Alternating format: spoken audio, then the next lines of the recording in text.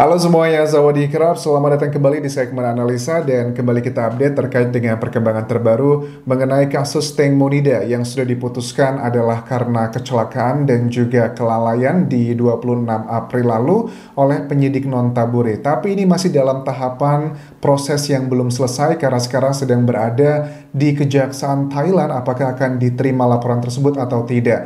Dan sepertinya sedang dalam proses penggodokan yang sangat kuat karena kasus ini tidak sekedar hanya kecelakaan oleh seorang selebriti yang seperti diklaim dari penyidik non-Taburi, tapi ada dugaan sangat kuat sejumlah tokoh penting di Thailand mengatakan bahwa Teng Monida adalah korban pembunuhan bukan karena kecelakaan akibat kelalaian.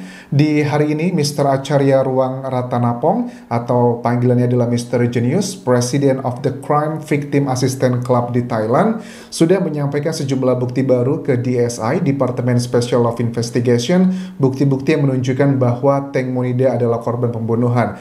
Bahkan dalam laporan terbarunya, Mr. Acharya sudah tidak lagi menggunakan kata dugaan, tapi sudah kata-kata yang sangat kuat sekali, bahkan sudah dimunculkan nama-nama orang-orang dan juga petinggi di kepolisian non-Taburi Thailand yang diduga oleh Mr. Acharya terlibat membantu kelima saksi yang bersama Teng Mo malam hari itu. Ini adalah foto-fotonya, teman-teman. Ada 4 orang pejabat tinggi di Thailand. Dan ini sebuah langkah yang sangat berani ya, karena kalian juga tahu bahwa Thailand adalah negara yang sistemnya kerajaan, dan juga kita lebih bersifatnya itu kalau atasan sudah mengatakan A, mayoritas di Thailand adalah manut, nurut-nurut aja. Tapi ini luar biasa, sebuah simbol yang dahsyat banget kasus Teng Monida, karena menurut Mr. Acharya, kasus Teng Monida ini bukan sekedar karena dia seorang selebriti, tapi adalah sebuah momentum yang dipakai masyarakat Thailand untuk mendobrak, mereformasi banyak hal, terutama sistem hukum yang tidak masuk akal.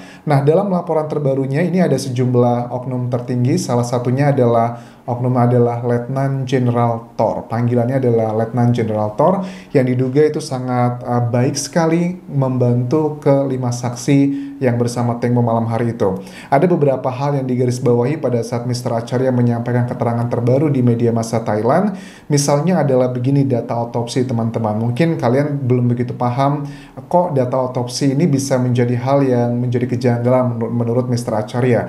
Kalian masih ingat waktu otopsi pertama itu lukanya dikatakan adalah ada 11 luka. Kemudian di otopsi kedua dinyatakan Dr. Pontip juga sama mengatakan hal yang sama, ada 22 luka di tubuh Teng Monida. Tapi dalam pemaparan di 26 April kemarin, kenapa kok tiba-tiba nambah jadi 4, yakni menjadi 26 luka. Kalau menurut Mr. Acharya ini ada dugaannya bahwa tim penyidik non-Taburi untuk memunculkan, memuluskan penjelasan secara ilmiah luka 30 cm dan luka-luka lainnya karena terkena baling-baling dari speedboat tersebut, makanya ditambah luka tersebut agar penjelasan secara data ilmiah bisa make sense.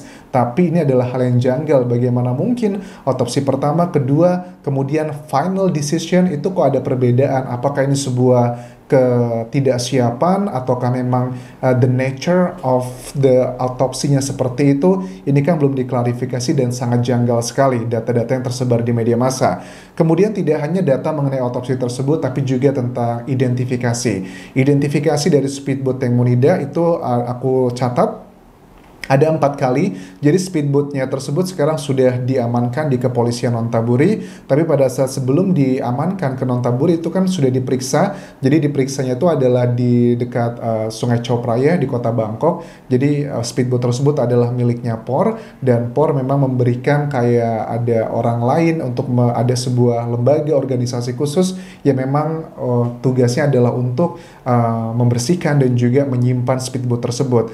Nah, pada saat dilakukan pemeriksaan identifikasi speedboat yang pertama, kedua, ketiga, itu tidak banyak ditemukan hal-hal yang fundamental karena alasannya sudah dicuci oleh perusahaan tersebut yang merupakan adalah SOP. Pada saat si pemilik selesai memakai speedboatnya dan dikembalikan, memang SOP-nya harus dicuci. Tapi adalah hal yang aneh menurut Mr. Acharya adalah pada saat di pemeriksaan keempat identifikasi speedboat tersebut ternyata ditemukan ada rambut seseorang, dan kemudian kemudian diidentifikasi itu adalah rambutnya Teng Monida setelah dilakukan uji DNA. Dan ternyata rambutnya tersebut ditemukan di bawah dekat ujung speedboat yang notabene kok ini sebuah kebetulan banget agar dimirip-miripkan dengan alibi dari Sen yang mengatakan bahwa Teng Mo terjatuh karena mau buang air kecil di ujung speedboat dan dia pegangan pahanya Sen. Tapi juga kenapa yang menjadi pertanyaan Mr. Acharya ini yang ditemukan hanya rambutnya Teng Monida aja, bagaimana dengan yang lainnya? Kan ada 3 perempuan, ada 3 laki-laki di sana, plus hanya ada 1 sidik jari. Oke, kemudian juga mengenai luka darah teman-teman, darah yang berada di area V ya, di Teng Monida. Dari mana aja kamu mendapatkan data mengenai luka darah tersebut? Ini adalah pernyataan dari Dr. Pontip bahwa memang pada saat Dr. Pontip melakukan identifikasi pemeriksaan otopsi yang kedua di area V ya, Teng Monida, baju renangnya Teng Monida yang dipakai pada saat hari terakhir tersebut itu kan tidak ditemukan ada bekas urin. Itu adalah yang pertama yang kita dapatkan keterangan langsungnya. Yang kedua, Dr. Pontip juga menyatakan ada setetes darah di area V Teng Monida. Ada sebagian teman-teman yang bilang apakah jangan-jangan Teng Monida itu sedang datang bulan malam itu, hari itu. Dan kita juga melihat foto terbaru dari Sen yang diakui dia adalah mengambil foto Teng Monida yang tampak dari belakang. Itu kan juga aku baru ngerti ternyata memang ada istilah namanya panty liner ya. Mungkin sejenis pembalut tapi bukan pembalut untuk datang bulan, pembalut hanya untuk tidak keluar menghalangi atau melindungi cairan tertentu dari area vagina atau seperti itu. Ternyata itu kan bukan datang bulan, hanya panty liner aja. Nah, ini hal yang aneh sekali bagaimana darah tersebut juga tidak dikonfirmasi oleh penyidik Nontaburi, karena menurut aku zaman sekarang ini kita udah bukan lagi di tahun 1980-an. Kalau 1980-an DNA itu masih belum berkembang pesat, tapi kalau tuh zaman sekarang apalagi di Thailand pusat DNA juga merupakan salah satu yang terbaik di Asia, harusnya jejak darah tersebut bisa menjadi indikasi petunjuk emas yang luar biasa. Ya, waktu aku ngobrol dengan Dr. Hastri, seorang ahli forensik di Indonesia, mengatakan bahwa langkah pertama pasti harusnya sudah diketahui titik darah tersebut. Kalau cuma ada 1 titik itu sangat mencurigakan. Kemudian harus di cross check dulu apakah darah tersebut miliknya Teng Monida atau bukan ya. Kalau sudah dari situ ketahuan let's say itu bukan miliknya Teng Monida, bagaimana ceritanya itu kok bisa sampai ke area tersebut? Coba di cross check dengan 5 orang yang berada bersama Teng Mo malam hari itu. Siapakah pemilik darah yang ada di area V-nya Teng Monida? Ini tidak ada diklarifikasi pada saat pemaparan di 26 April 2022 lalu, tidak ada mengenai keterangan di V tersebut, karena itu juga merupakan area yang bisa menjadi petunjuk emas, apalagi kalau itu bukanlah darahnya Teng Monida. Oke, kalaupun itu darahnya Teng Monida juga aneh juga. Kenapa? Pada saat aku ngobrol dengan Dr. Hastri, bisa aku sempat tanya dengan beliau ya bahwa bisa aja luka-luka yang 30 cm tersebut darahnya nyiprat kemana-mana, itu bisa aja. Tapi kalau hanya ada 1 titik, tidak banyak, itu juga bisa menjadi petunjuk. Kenapa cuma 1 titik? Kalau seandainya memang luka 30 cm tersebut ya memang sudah dikonfirmasi terjadi sebelum waktu kematiannya Teng Monida, itu kan bisa menjadi petunjuk yang sangat emas sekali teman-teman. Kemudian juga di keterangan terbarunya Mr. Acharya ini mengundang seorang ahli di bidang light and shadow atau cahaya dan juga bayangan, namanya Mr. Montrika Charat. Jadi dalam CCTV yang dibahas ini adalah CCTV yang sama diklaim oleh penyidik Nontaburi bahwa di jam 10:32 atau 22:32 malam ya, itu adalah sama-sama sumber CCTV-nya pada saat pemaparan oleh penyidik Nontaburi dan juga yang dipakai oleh Mr. Acharya dan juga Mr. Montri ini. Ada 3 analis yang disampaikan di sini. Pertama adalah ada 3 jenis cahaya. Pertama adalah cahaya tembus pandang, kedua adalah cahaya transparan, dan cahaya buram. Oke, cahaya buram. Nah, dari cahaya-cahaya ini ada bahasa ilmiah yang menurut aku coba untuk sederhanakan, tapi kalau secara bahasa ilmiahnya begini hasilnya teman-teman. CCTV jam 22:32 bayangan itu terlihat ada di depan, ada 2, itu sudah bisa dikonfirmasi, itu adalah Job dan juga Por. Sementara Ada juga cahaya datang dari sisi perahu. Ini artinya adalah cahaya yang berasal dari sekitar Sungai Chao Phraya, cahaya dari pusat perbelanjaan atau cahaya jembatan. Itu adalah maksudnya di sini. Kemudian adalah satu bayangan di tengah-tengah. Ini adalah bayangan supir yang merupakan Robert karena saat itu dia perannya sebagai seorang supir. Dan kedua adalah berikutnya adalah dua bayangan saling tumpang tindih. Dua bayangan saling tumpang tindih itu artinya bukan mereka tumpang tindih ya, tapi karena mungkin saling bertatap, saling sejajar gitu, makanya bayangannya terlihatnya tumpang tindih. Nah, tapi dari analisa ini Mr. Acharya dan juga Mr. Montri berdiskusi bahwa tidak ada bayangan yang menunjukkan Sen seperti yang Sen klaim tersebut, karena kan Sen itu beralibi bahwa dia berada di depan Teng Monida karena Teng Monida pegangan pahanya Sen pada saat jatuh.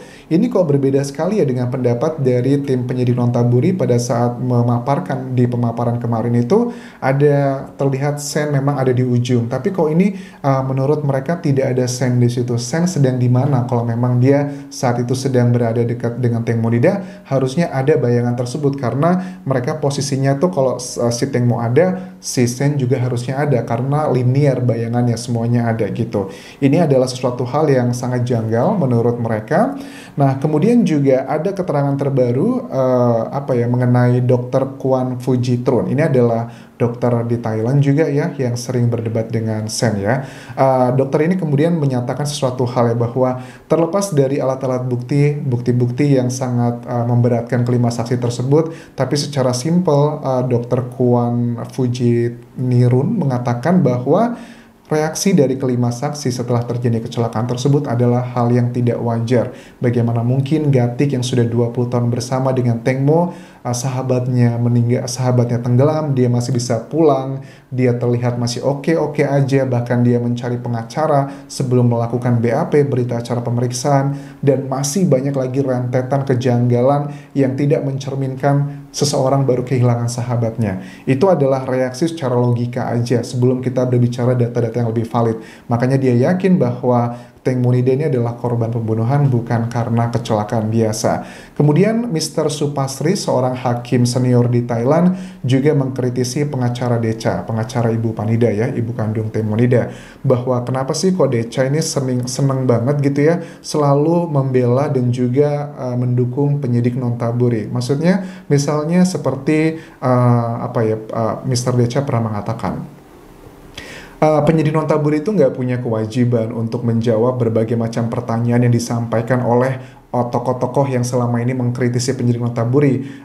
Penyidik Nontaburi itu punya kewajiban hanya menjelaskan pada saat di pengadilan nanti. Nah, kemudian hakim senior Mr. Supasri mengatakan bahwa emangnya Decha itu punya kewajiban ya harus melindungi polisi. Kenapa selalu mendukung penyidik untuk tidak mengklarifikasi pertanyaan dari masyarakat? Ini juga aneh, penyidik itu nggak perlu dilindungi karena itu bukan tugasnya Decha. Tapi kenapa kok Decha adalah orang yang sangat kritisi pada saat ada sejumlah orang berusaha mengkritik kinerja dari penyidik Nontaburi? Harusnya kalau memang dia benar-benar ingin mencari keadilan untuk kliennya, yakni adalah Ibu Panida yang merupakan ibu kandung dari Teng Monida, harusnya senang kalau ada orang memberikan petunjuk-petunjuk, karena petunjuk-petunjuk yang selama ini diberikan juga bukan sekedar hanya isapan jempol belaka. Ada beberapa hal yang awalnya masih dugaan kemudian menjadi terbukti. Bahkan kalau aku lihat dari profiling dari para pemberi keterangan-keterangan ya, mereka bukanlah orang biasa-biasa, mereka orang yang punya edukasi baik, terus juga mereka tahu apapun yang dikatakan sudah ada background dan juga landasan yang sangat kuat. So, itu adalah update hari ini teman-teman mengenai kasus Teng Monida. Perkembangannya masih sangat panjang sekali karena di 9 Mei nanti akan dilakukan pemaparan terbaru oleh timnya Mr. Acharya. Dan aku yakin tim Kejaksaan Thailand juga akan menjadikan ini sebagai salah satu referensi apakah akan menerima laporan dari penyidik Nontaburi atau menolaknya. Terima kasih sudah menonton. Mudah-mudahan kalian terhibur dan juga terpuaskan keingintahuan kalian mengenai update terbaru langsung dari Thailand terkait kasus Teng Monida. Tinggalkan like, tinggalkan komen, dan juga follow Instagram Kodian Just di Thailand. Kabun kerap semuanya, selamat merayakan Lebaran bagi kalian yang merayakan. Terima kasih, bye-bye.